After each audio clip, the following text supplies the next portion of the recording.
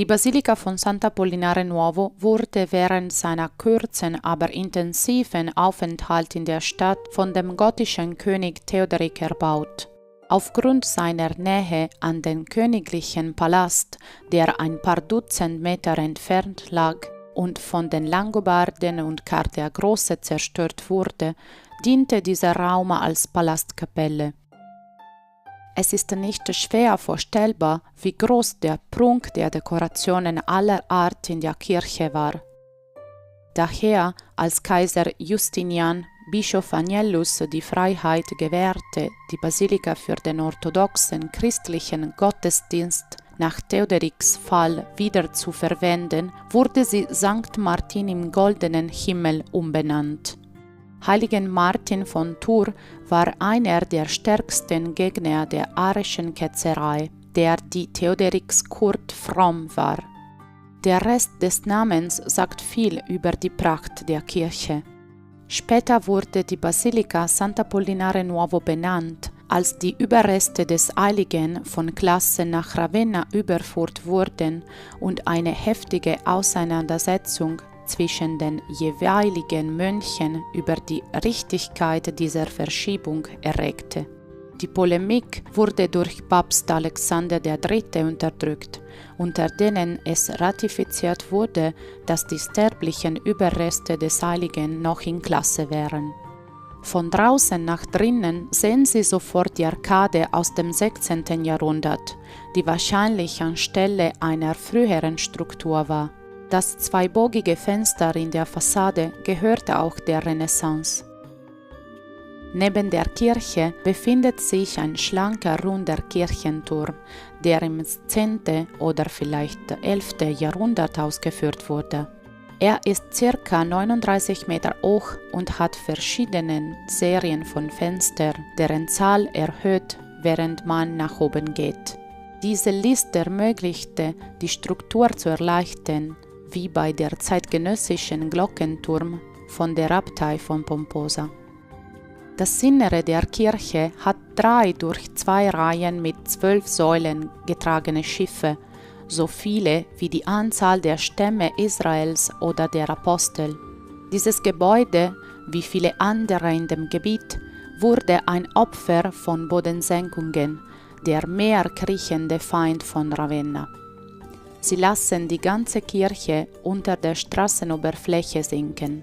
Um 1520 herum war eine starke Konsolidierung notwendig, die die Säulen auf den heutigen Boden brachte, aber die Luftigkeit der Rundbögen niedriger machte, die die Schiffe voneinander trennen. Eine weitere Konsolidierung trat im Jahre 1955.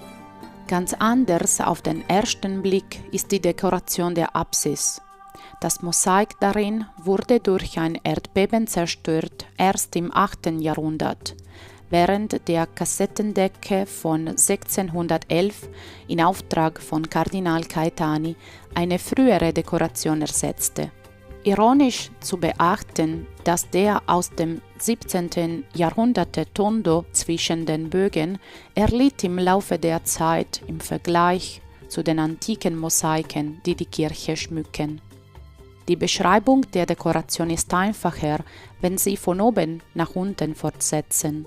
Auf dem höheren Band neben der Kassettendecke auf der linken Seite sehen Sie Felder mit Szenen aus dem Neuen Testament, durchsetzt mit dekorativen Schalen, einem Symbol der Wiedergeburt, oberhalb deren 2 Tauben sind. Die Mosaiken gehören sicherlich zur Zeit Theoderiks der Große und zeigen einen relativ jungen Christus ohne Bart und mit lockigem Haar, der einen mit Edelstein gesetzten Heiligenschein über den Kopf hat.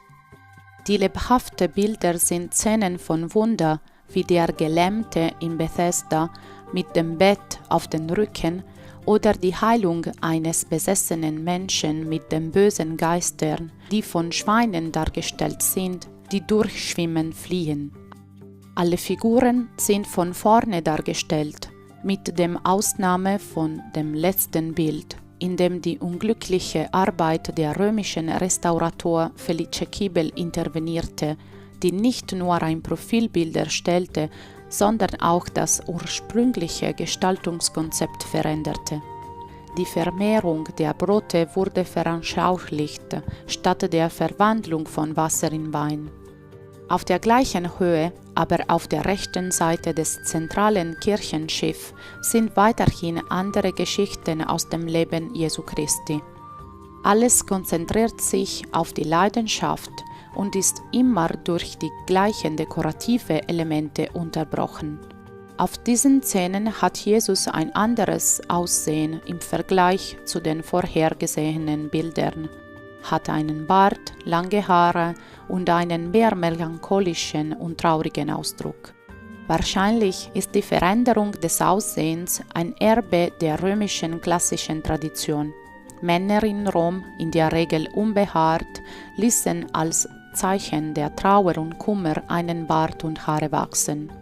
Man muss nie vergessen, dass Theoderic, der König von Italien in der Tat wurde, wollte das antike römische Reich zu rekonstruieren, wie es vor der Übertragung der Reichinsignien nach Konstantinopel von seinem Vorgänger und Feind Odoaker war.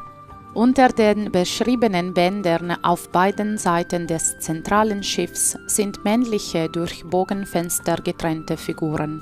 Sie sind alle elegant in Weiß bekleidet und von vorne wiedergegeben, aber wir können nicht viel über sie sagen. Wir wissen nicht, ob sie die Apostel oder Heilige oder die Kirchenväter darstellen, da dort sind keine Inschrift oder Abkürzungen neben den Figuren. Auf dem unteren Teil sehen Sie die beeindruckenden Prozessionen von Männern und Frauen auf beiden Seiten des Kirchenschiffs. Die Reihenfolge der Männer auf der rechten Seite fängt mit dem Bild des Kaiserpalastes neben dem Kircheneingang an. Das Gebäude sieht leer aus, aber einen genaueren Blick zeigt Stücke von Händen und anderen Gliedern in den weißen Mosaiksäulen, besonders auf der linken Seite des Gebäudes. Aller Wahrscheinlichkeit nach gab es in der Laube statt Vorhänge die Figuren von König Theodoric und seinem kaiserlichen Hof mit offenen Armen. Nach dem Fall des Königs wurde Bischof Agnellus vom Kaiser Justinian beauftragt, die Kirche von allen Birnen zu reinigen, die irgendwie an die frühere Herrschaft erinnern konnte, und er führte die sogenannte Damnatio Memoriae, ein Fluch des Erinnerns, auf. Aller Wahrscheinlichkeit nach wurden auch die früheren Mosaikdekorationen entfernt und an ihre Stelle wurden die Prozessionen mit dem byzantinischen Geschmack und im scharfen Kontrast mit der gotischen Ästhetik eingefügt, die Sie in den Bildern der Decke bemerken können. Die Männer, die alle in ihren Händen einen Kranz halten, sind in weiß bekleidet auf goldenem Grund, haben alle den gleichen Ausdruck und die gleiche Kadenz, als ob sie die zeitlichen und räumlichen Dimensionen beseitigen wollten. Wenn Sie dem Zug folgen, übergeben Sie aus der hinter Sie gelassenen Stadt und auch an die Wand gezeichnet und erreichen die Figur des Heiligen im Purpur gekleideten Martins, der auch einen Kranz umgibt. Sankt Martin ist der letzte Heilige vor dem Christus, der auf einem Thron mit einer hieratischen Haltung sitzt. Jesus hält ein Zepter in seiner Hand, das eine Erfindung von Felice Kibel ist. Da vorher gab es ein offenes Buch mit den Worten Ego sum Rex Gloriae. Neben ihm sind 4 Engel. Auf der linken Seite der Kirche ist die dekorative Logik derselbe wie auf der rechten. Anstatt den Palast findet man den Hafen komplett mit Zinnen.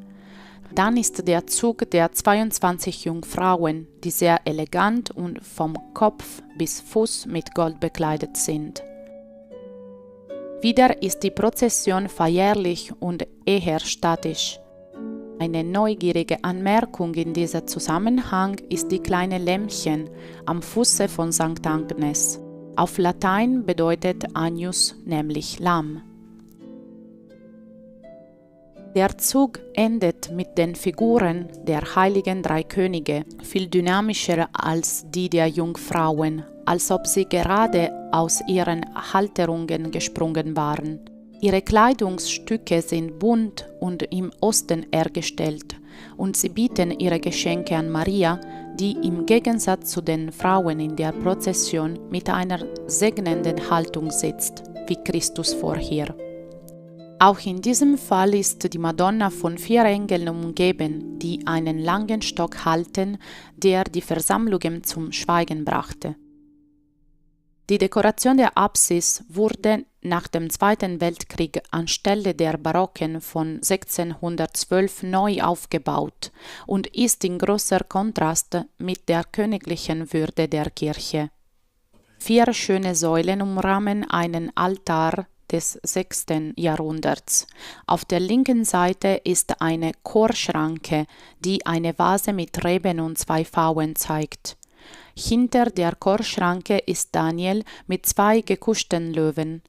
Bitte beachten Sie schließlich die durchbrochenen Geländer und den durch einen typischen Geschmack gekennzeichnete Marmorambo in dem rechten Schiff.